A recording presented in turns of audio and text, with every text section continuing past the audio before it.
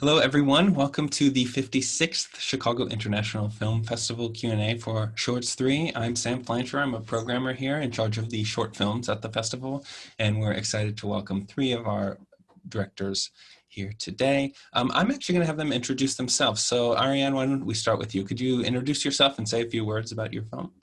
I am Ariane Boukerche. I'm the movie director of They Salivate. And this is a story about a kiss, a strange kiss, actually. So that's all. All right, Jasper, you next. I'm Jasper de Bruin from the Netherlands, and I directed Nightingale about a nurse in a nursing home under severe stress, and that builds up to something. And Parker, why don't you go now? Hi, I'm Parker Finn. I wrote and directed Laura Hasn't Slept, and it's a film about a young woman who is experiencing a recurring nightmare and is desperately trying to get rid of it. Great, and I'd like to start by asking a question sort of to the group, so anyone who wants to start answering, by all means, but I just want to ask about sort of the genesis of your projects, the beginnings. So what drew you to tell these stories? Can you just talk about sort of the kernel of the idea in those like early days of the project. Me, it was, I was really, perhaps I can be the last one. Just to, sorry. I'll jump in. So I was looking to, actually came from sort of two places. One was, there's this like feeling that I think a lot of people have experienced where you wake up from either a nightmare or an unsettling dream, and you've got this sort of lingering sense of panicky doom that sort of sticks with you for a few minutes or sometimes even a few hours into the day. And even though rationally, you know, it was just a dream, for some reason it's affected your entire waking world and has affected your mood. And I was really curious in exploring like the most extreme version of that. And then on the other hand, I was really interested in this idea of how we sort of perceive people that sound very delusional or irrational, and kind of wanted to explore this idea of what it would be like if your mind was turning against you, but anyone you were telling that to immediately thought that you were just having delusions. So it's sort of the combination of those two ideas. Yeah, I sometimes go scouring the internet for, I mean, I don't know, I'm just a curious person. So also like for researching projects or something, you sometimes end up in places you don't want to end up. And I don't remember why I came there, but I found this sort of CCTV, like hidden camera stuff from nursing homes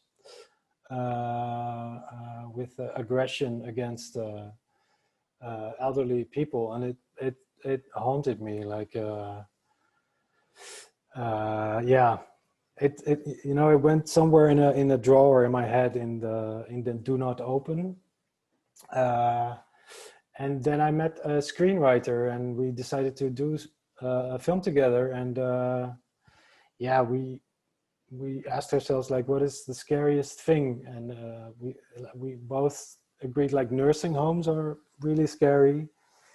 And then of course, yeah, I had to open this drawer and do something with this, basically. Yeah, that's a short story. I'm curious, this footage that haunted you, did you then share this nightmare with the screenwriter? No. Okay. No, I think she's too sensitive for that. No, I didn't share. No, Okay. I also didn't rewatch it, by the way. It's horrible stuff. All right, and Ariane? So I had a strong desire for someone I loved, and I just couldn't tell it to him. So it need to get out, and I just need to do a film for that. And actually he doesn't know I made this film for him, but it was a time I was getting separate from my ex-boyfriend, and that strong desire pushed me to do that. So. And has he seen the film and doesn't know it's Yes, about? and he liked it a lot, but he doesn't know it's for him. So I want to move to a question about, I feel like these three works kind of share this idea of sort of expressing some kind of internal emotion. So maybe desire for They Salivate, although there's a lot sort of internally that is expressed outwardly in that film as well. And then Nightingale has this like kind of lurking, and Laura Hasn't Slept have these like monsters living inside people in a way. So can you talk about the challenge of like somatically, externally expressing internal feelings? For me, actually, it's more convenient than words, even in French, because maybe I can. I love mute films. I love mute persons because we can imagine things better than when they are expressing each. I'm not so confident with the words actually, and the way we can express a story just with a shot, just with a picture, make me more comfortable than words. And actually, I'm an editor, and I'm much more confident to express, to tell a story with pictures than with words. Great. And either of the other filmmakers, do you have anything to add there? Sure. Yeah, I think the challenge with Laura Hasn't Slept was expressing something really weird. I think again, like if you've ever tried to recall or even especially explain a dream to someone else, it's nearly impossible, and words don't really do it justice. And I wanted to capture that feeling of trying to pull at the thread of a dream and follow it and try to explain it, and the frustration that comes along with that, where you can't quite explain why it was so terrifying. And yeah, again, going back to like the challenge of it was how that line you walk between sort of being very explicit and sort of trying to elaborate on a really like gut feeling with words, and then sort of combining that with this freak out performance was kind of all wrapped together there.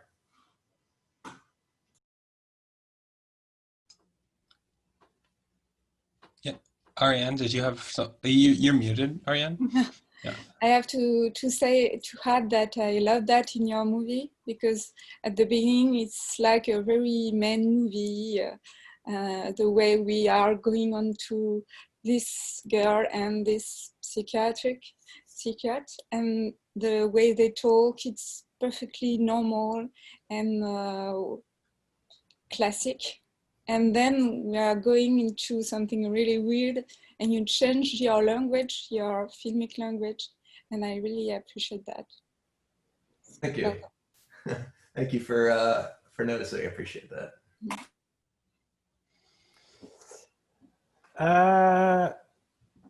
The question, oh yeah, well, for me, I was really interested in trying to talk about burnout, like being burned out, being overstressed, without actually, yeah, like shoving it in people's faces. So I try to really identify with someone who would work in a nursing home and would do something like very nasty to a elderly person, and and I figured, like, what would drive you so far that you know, would explode in aggression? I try to sort of hide that, like, everywhere in the makeup and the sound design and in little things in the acting. Just so that the sort of stress and the tension you feel as a viewer build up until this climax. Yeah, and there's so few words in the film. I think there's like a really strong sort of subtle moment early on when she arrives at the hospital, and she sort of relieves her colleague, and he was like so grateful for the relief at work. It's just this like beautiful subtle moment that kind of sets up the rest of the piece. So I think it comes off really well. Yeah, thanks.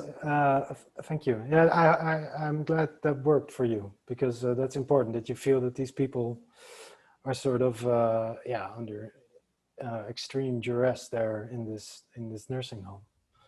Yeah. It's also a very patient film, and I think actually all these films in the program are patient. Can you talk about sort of I mean, obviously in Nightingale and Laura Hasn't Slept, there are these sort of like bigger climactic moments, and I guess all three, They Salivate builds to this set of images that's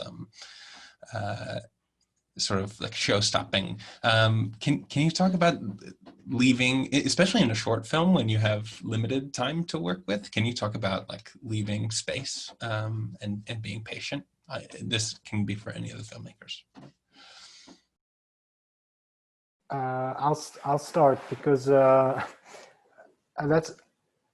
a really good question, because I really had pressure from my producer to keep it under 15 minutes.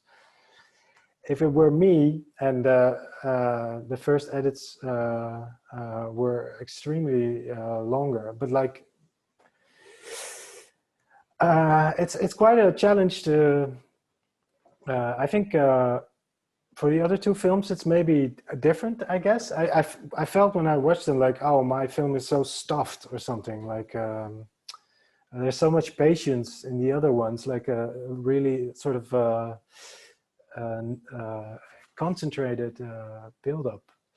But I found out that you can actually, you know, cut out a lot of stuff and even make it feel not that quickly paced. Like editing works strange like that. You can have long scenes, and they don't necessarily make your film more patient. They can make your film actually seem, how do you say this? Like more rushed in a way, because the scene afterwards is shorter or something strange like that. But for me, it was quite a task to to cut out stuff that I actually wanted to have in there. But in the end, I was happy with this 15-minute cap. Yeah, and either of the other two, any thoughts on patience? Laura Hasn't Slept specifically, like it's 11 minutes long, and there still feels like there's room to breathe, especially after this, the office crumbles in this like nightmare sequence. There's like moments of silence. Yeah, so pacing was like a big thing from the beginning with the film, because the front half, or not quite, but about the front half of the film was all about build up, and it needed to accomplish multiple things at once. Like it needed to settle us into a place and a feeling of sort of normality, even though like pretty quickly things start to feel uncomfortable. And it really had to be all about, you know, the performance up front. Our lead, Caitlin Stacey, needed to just basically be able to hook the audience just by telling them a story, essentially, from the beginning. So we knew that suddenly gears were going to shift significantly and go into something that almost feels like another film. So sort of has these two pieces of it, and then kind of like you said, we have this sort of first climax, and then giving it this breath, sort of, you know, hopefully people are actually holding their breath almost at that point, before we sort of hit them with the ending, which is, you know, it is what it is. It is kind of explosive and very in your face, literally for the first time. So yeah, it was all about pacing from the beginning, and how do we make something that sort of feels like a roller coaster ride, in a short period of time. Right. Yeah. And I think it's funny. I rewatched the film yesterday, all of your films yesterday, and the thing I had been carrying around with me since I had first seen Laura Hasn't Slept was the images of the nightmare coming to life, and I didn't remember it being so. I almost didn't even like register that there was this extremely talky like performance at the beginning, and watching it this morning, it's like, oh, there's this incredible performance at the beginning of this film, and it's just like it feeds so beautifully into the nightmare sequence that I was like, yeah. Thank you. Yeah, and that was, you know, I sort of feel like both parts are equally important to the film, where ideally, if the film is working, it's unsettling or scaring people in several different ways at once. And we sort of start with hopefully drawing them into this character's sort of anxiety and desperation. And if we can get the audience to feel what she's feeling, and to sort of be like wondering where this is going to take them, then when the back half kicks in and it becomes this sort of like over the top, like, you know, scare the pants off of you sequence, that they're already so unsettled in a dramatic sense, that the sort of visceral can kick in even harder. And Ariane, can you talk a little bit about the patience and the pacing in They Salivate? Yes, actually, I was planned to do a shorter film, like less than 15 minutes. I can't imagine it would be longer, but the first shot, it's like 5 minutes. So of course, I figured out that it would be longer than 15 minutes. And I really wanted that slow movement at the beginning, like water movement, where there's no movement, and slowly it's getting more, you know, more. There's more moves, and the shots are shorter, and so on until like a climax, and then go more to something, the energy of the beginning. And for me, it was really written like that, and I was always keeping that that in the editing, and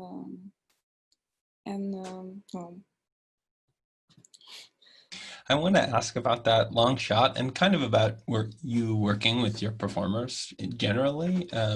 It's almost choreographed, it's like a dance, and there's all this.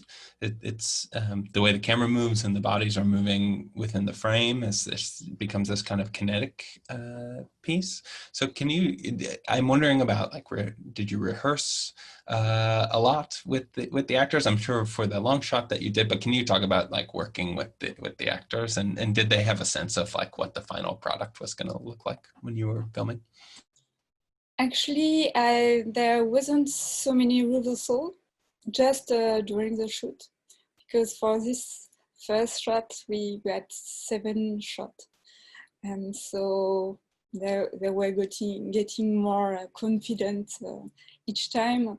But I've asked to my actress to both of them, to be really slow, because I wanted that the spectator expects a different movie at the beginning. Or it would be a very calm movie, just like art film with nothing happens, and so on, so on. I want the viewers be in that expectation for the rest of the film. And strangely, it's getting very, very like a crazy film, very fast, actually, and go somewhere else, not where the beginning was. And my actress is, I met her in a film festival, and I just say, oh, I want her in my movie, because she's very tall, she has very particular face, and I wanted the same for Dave, for the actor. I want actors with strong personalities to add in my story. I don't want just too beautiful face, too young. I want them to be a couple with background. You can imagine some backgrounds. And the actor, actually, this is not an actor. This is his first performance in a movie. Is the composer of the music. He's a musician. But when I met him, I see his face. It was always showing so much. I said, oh, of course, I want him in my movie too.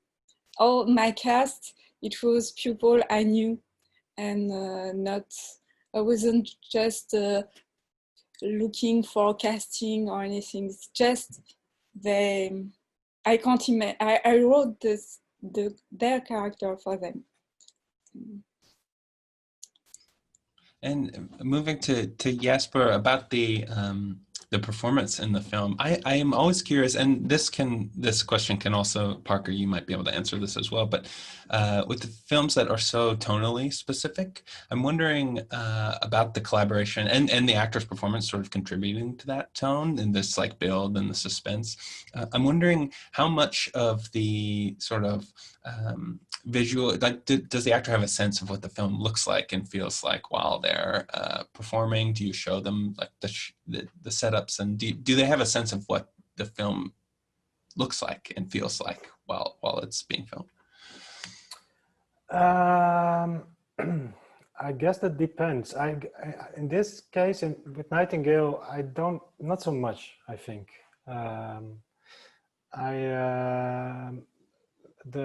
The main actress she's a mime. And I have some really good experience with working with mime people because they don't rely on dialogue that much. So I don't know, they're easier in using their body to convey something.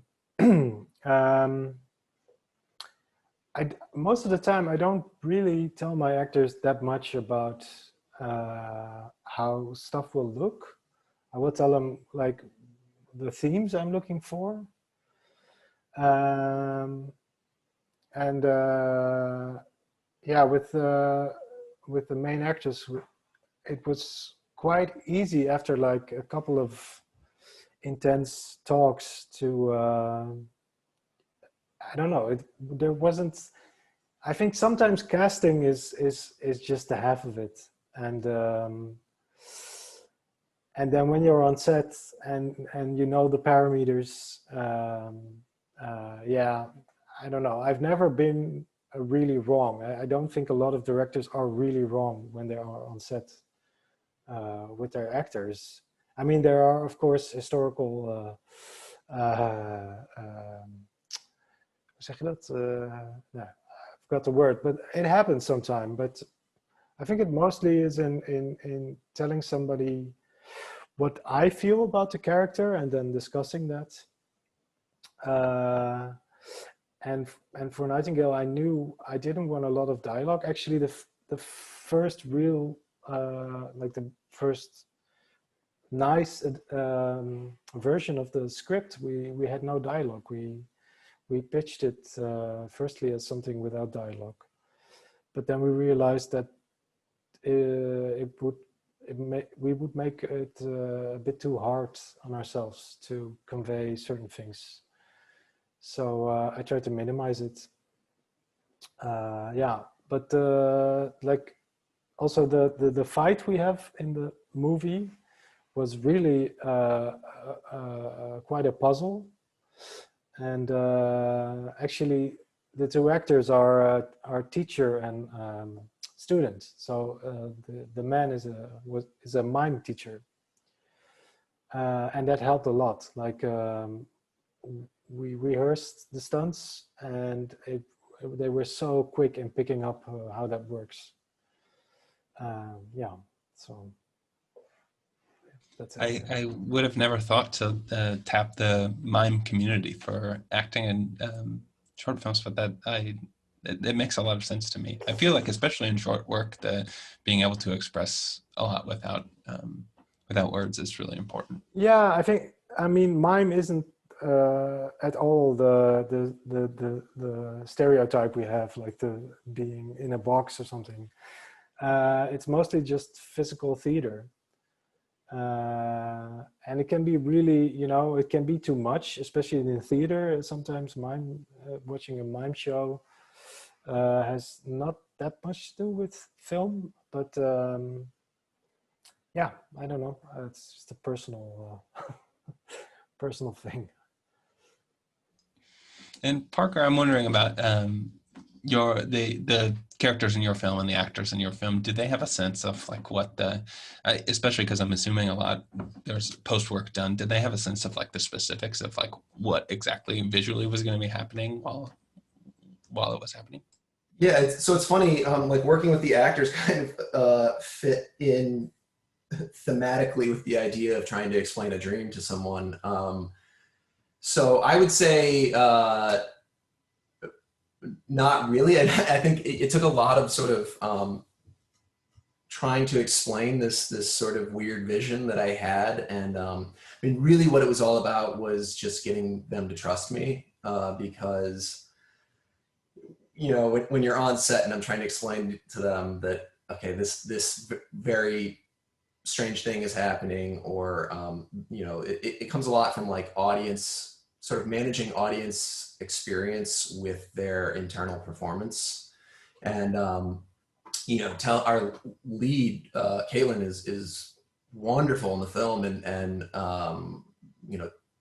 totally like vulnerable and simultaneously unsettling, and for her to have been able to get to this weird place that I needed her to get to, it just took a lot of collaboration, both beforehand and then on set, to get it to the place it needed to be. And I think sometimes on set, certain things can feel, during a take, it can feel so big or strange when you're on like a sort of, on set, like production is very flat and quiet and just weird, doesn't at all resemble what the final product will look like. So again, it just kind of went back to trust. And then with our psychiatrist with Lou Temple, he needed to be able to play both this sort of sophisticated therapist with like an air of academia maybe, who then like does a 180 and turns into this horrible nightmare. And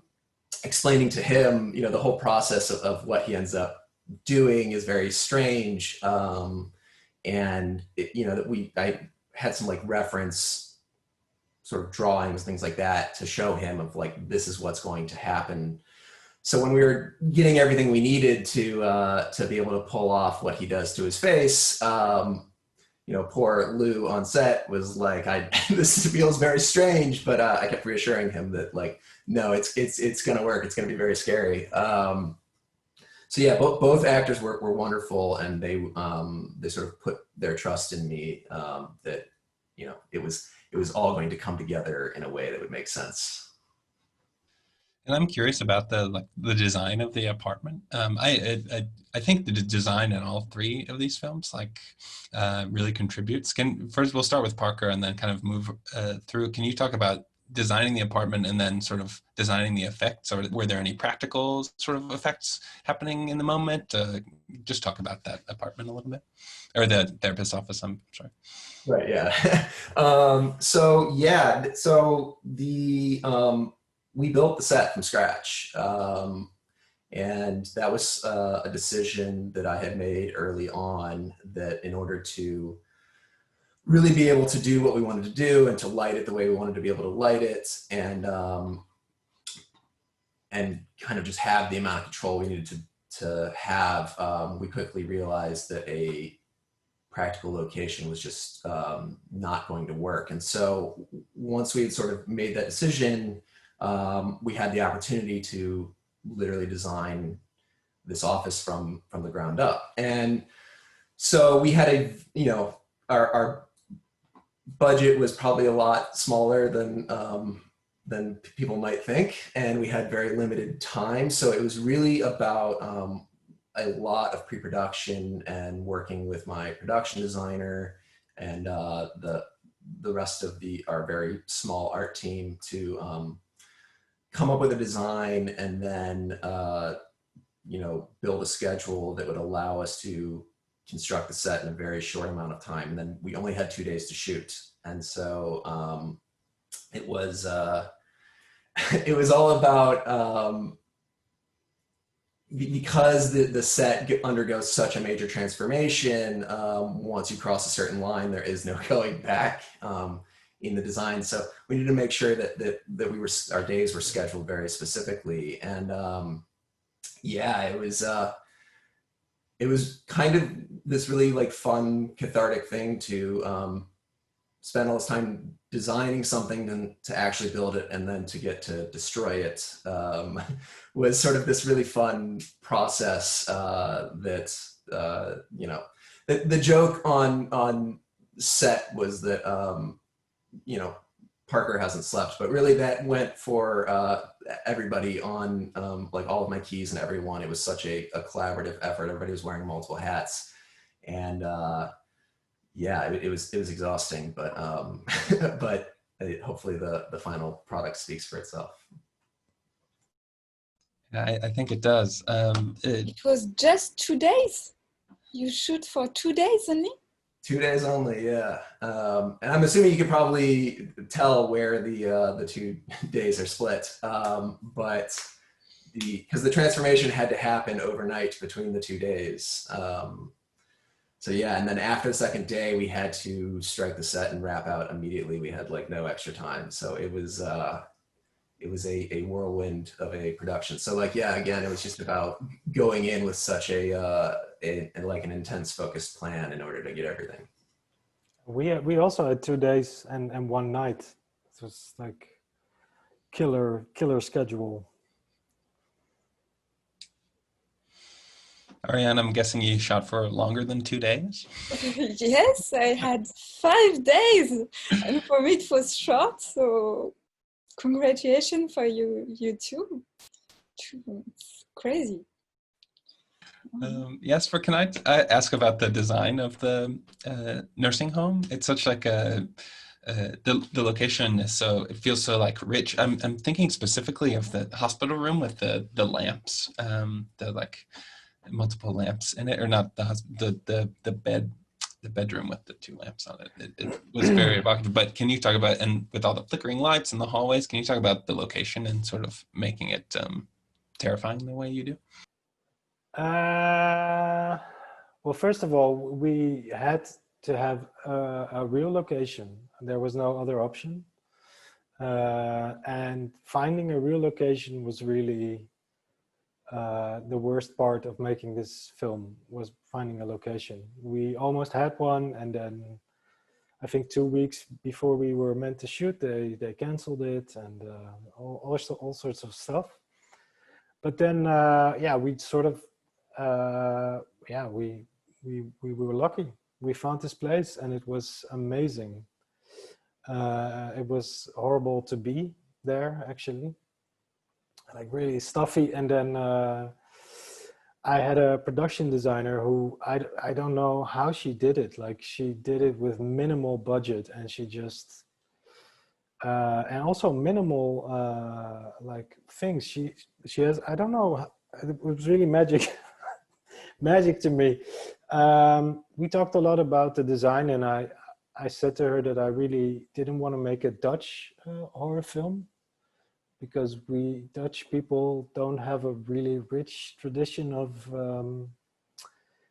cinema, actually, in general.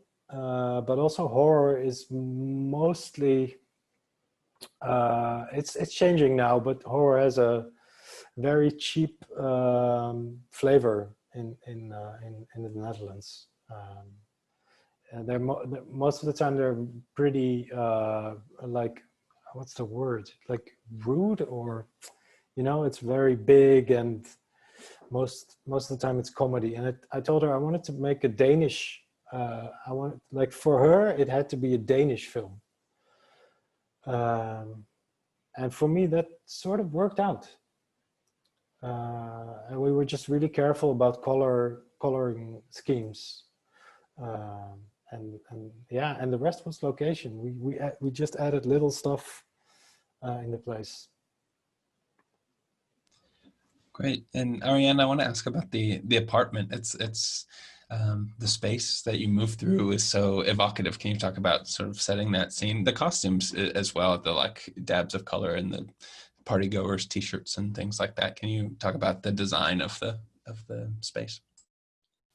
Yes, the space is a friend's flat, my parents' friend's flat, for friends of my parents' flat. And I was very stressed to destroy the flat because of this last scene with real water on it. And it was really stress shooting for it, not only, but mainly for it.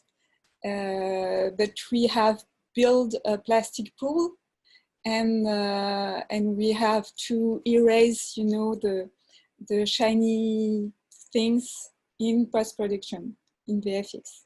So we can't see anything, and it's actually, I haven't destroyed anything in that flat, but I was so stressed when I showed the film to their owner. If of course they knew, they have seen we haven't destroyed anything, but I'm sure there was like, wow, what? I allow that. Of course, I'll tell to them that it would be some water, and we won't destroy anything. But to see it, maybe it's different. And for the costumes, I just asked and about the color. It was always like that. It's like if we were in, where there's some fish in fish, tropical fish. You put them in a bottle. Yeah, like an aquarium. Yeah, it's like an aquarium, a tropical aquarium. I want them to wear some colors, acidulés in French, light colors, and I want a background, a very blue background, like in the ocean, blue ocean. And during the party, I wanted this really yellow color of the lights, and at the end again like a really blue mood. I was looking for that. And we're coming sort of towards the end here, so I'm wondering if any of you have questions for one another. Now would be a great time to voice them. If not, that's okay. I wanted to ask Ariane, I already had a sort of a suspicion that that it was more about desire, or like let's say a positive emotion. I'm very curious if for you, when you started thinking about the film, if you thought this is going to be a bit like a horror film, like, yeah.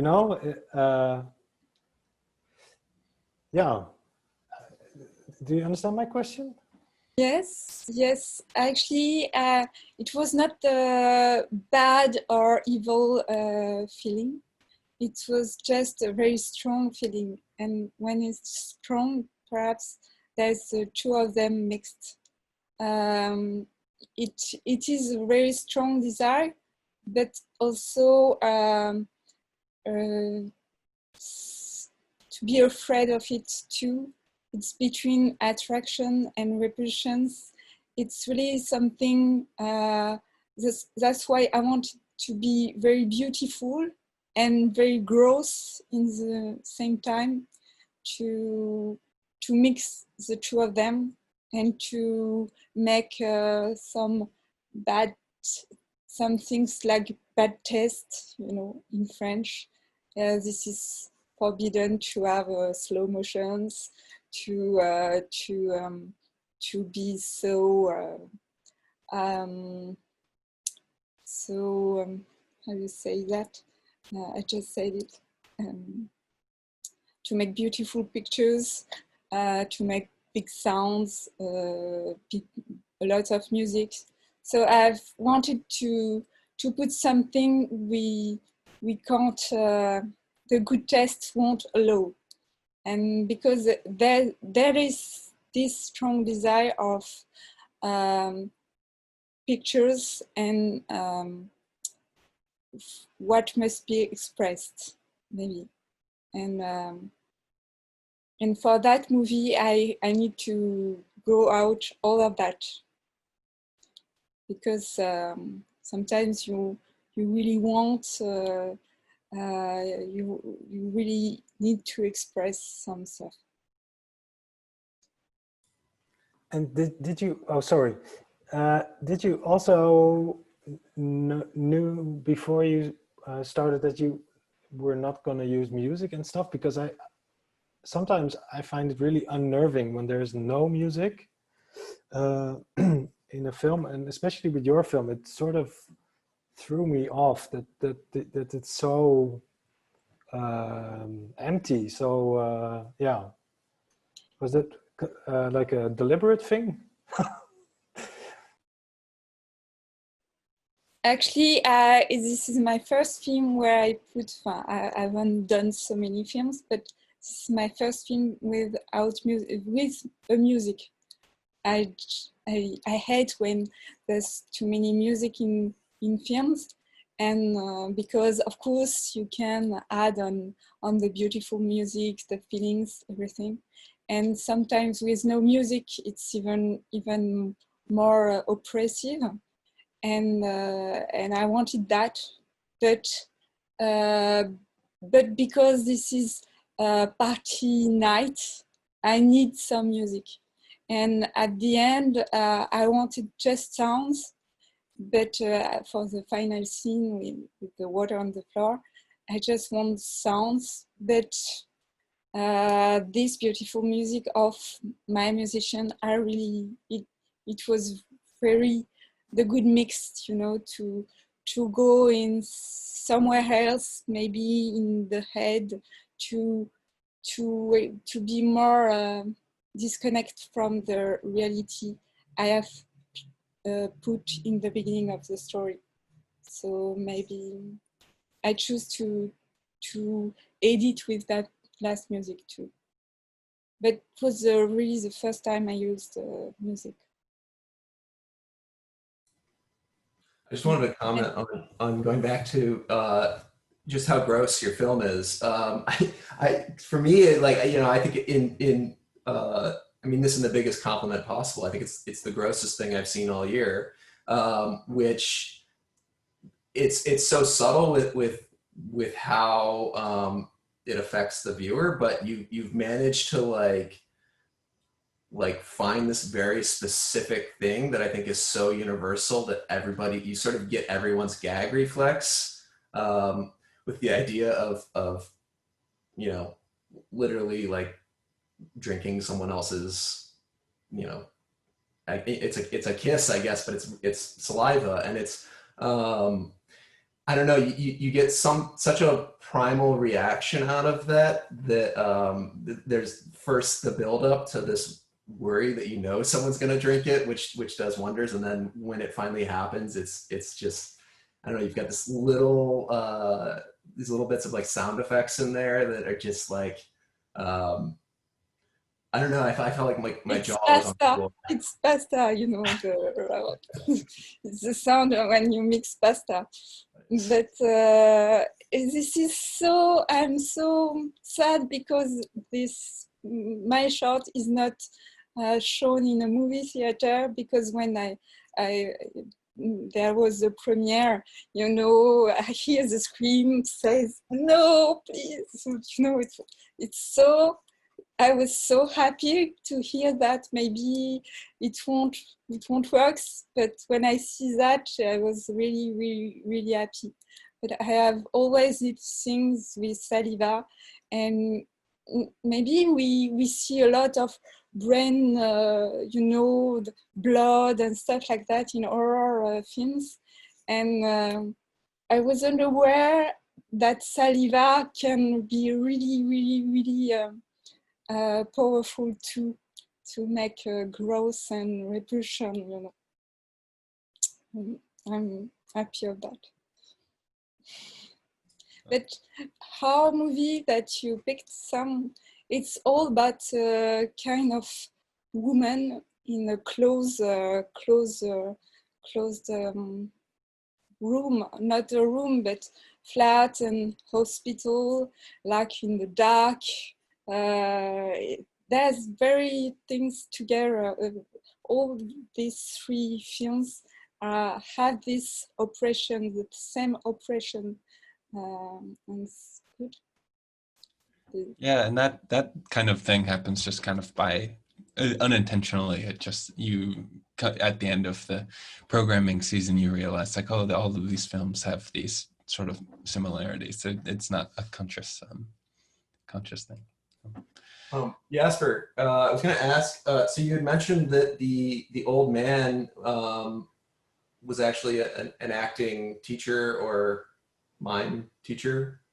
I didn't know like if there was any intentional thought behind it or not, but to me, sort of as the I guess the kind of like lore of your film starts to unfold, we meet that character, and the first time we see him, we're just like, oh, he's like a kooky old man in a retirement home. But then once we learn that the nurse is a monster, looking at him again, he has this look of almost like an old like retired like Van Helsing or something.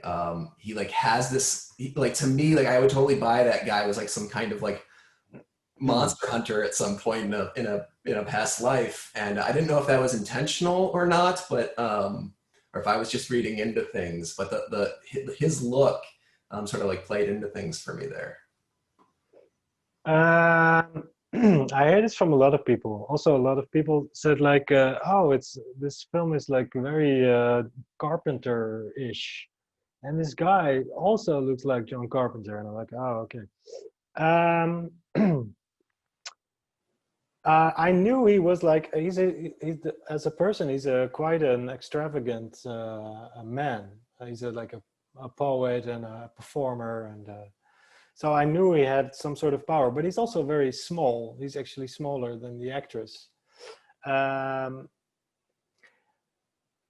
think this is something that you sort of intuit and then it happens. It's not something like I was very keen on or did by design. I just really like this idea of him, yeah, like not really being able to be the hero, but just, you know, doing it, just trying it, just walk with a knife to someone. And then I really like that idea. So yeah, maybe it's in there somewhere. This is really well put, the way you used, you know, the suspense. We don't know which one is the good one, which one is the bad one. We can feel this suspense for the really beginning to the end, but each time you change our point of view upon your character, and this is very well put. Thanks. Yeah, that for me it was the most important to make something really dualistic. Like there's not really a victim and a attacker. Like they're both sort of victims of this. It gets a bit. No, I'm not gonna say that. But it's more like the system. The system is sort of evil, and they're both just stuck in there. Yeah. So thank you. That's a very nice to hear. And we are actually coming to the end of our time here. So I want to thank all of you for sharing your films with us for the program and for joining us today for this conversation. Hope everyone watching enjoyed the program and enjoys the rest of the films at the festival. So thanks, everyone. Thank you. Thank you, Sam.